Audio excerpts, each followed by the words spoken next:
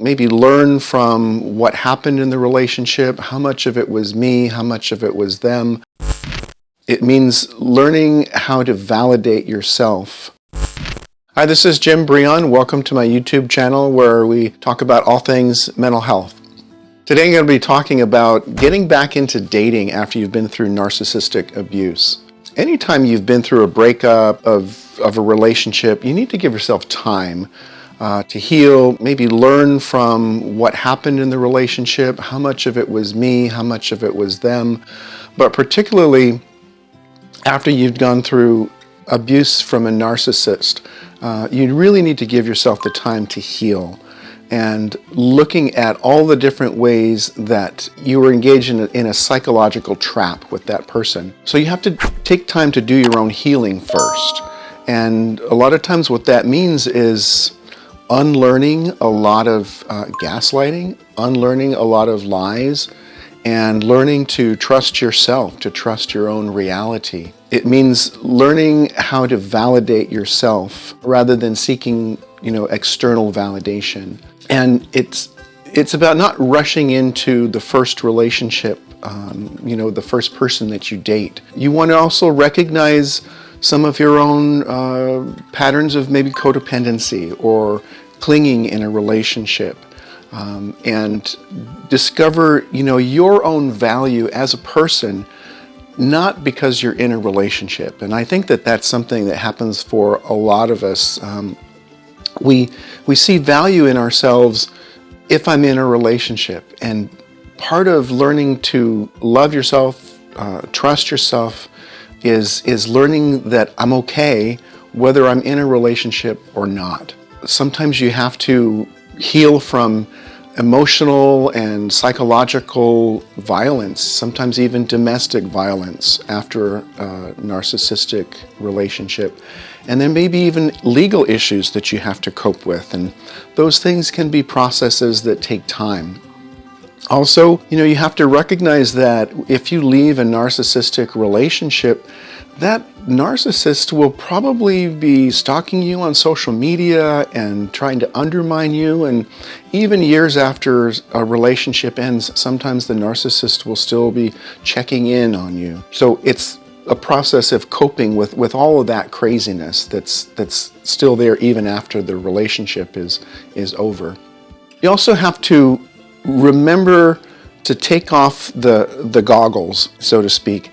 When you get drawn into a narcissistically abusive relationship, it's almost like you're wearing glasses that filter everything, and your reality starts to become subsumed by their reality, and you start seeing everything through, you think of like the term rose-colored glasses.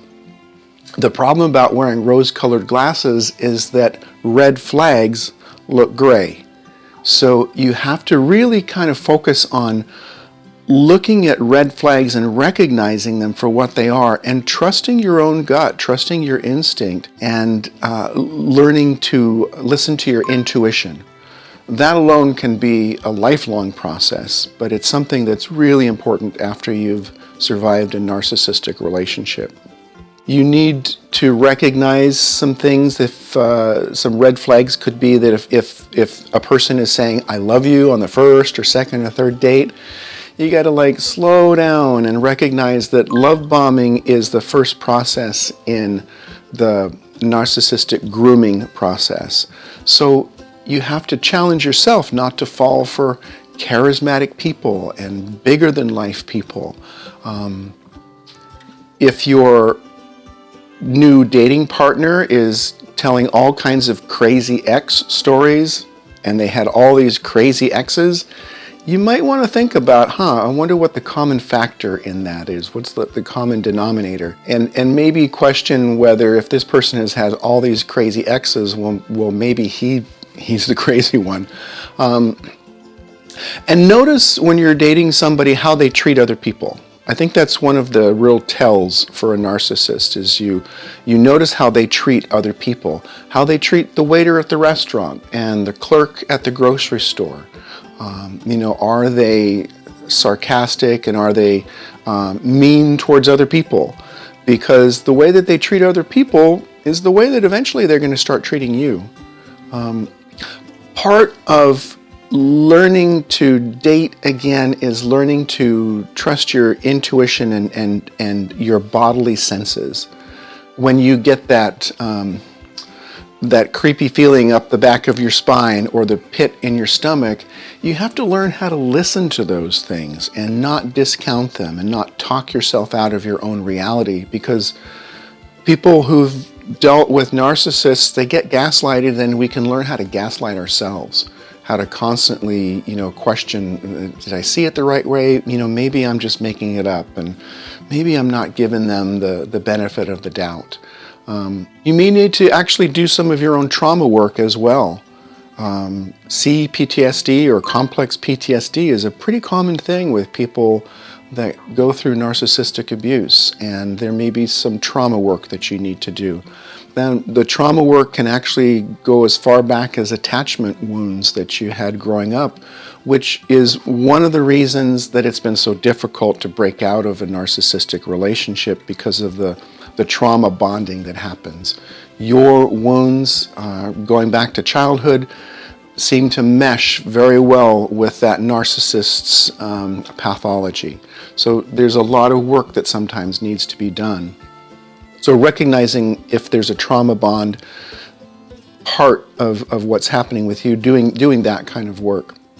And you need to possibly spend some time just learning emotion regulation, learning how to manage, recognize, and cope with emotions that you're experiencing. And most of all, you need to give yourself time and really practice discernment.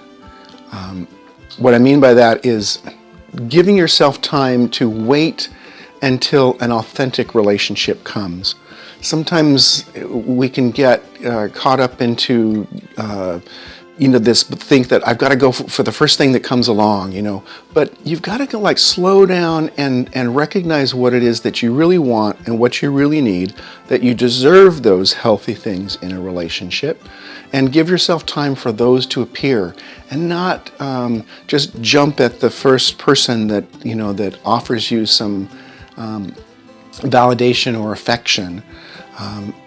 When it comes to recovery from narcissistic abuse, part of it is looking at our own codependency needs and the way that we can be codependent in a relationship, and working on those things.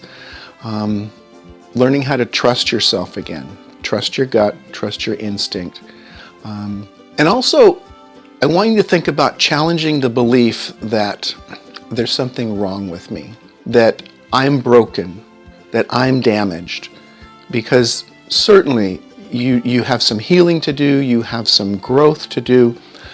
But I really think that if we believe at our core that there's something wrong with me, well, that's a way of self-sabotaging ourselves. And if I believe there's something wrong with me, then ultimately when something good comes in my life, that undermining inner critic is going to say, wait a minute, you're not good enough for that. Remember, there's something wrong with you. And it might sound like semantics, but I think it's actually a whole lot more than that.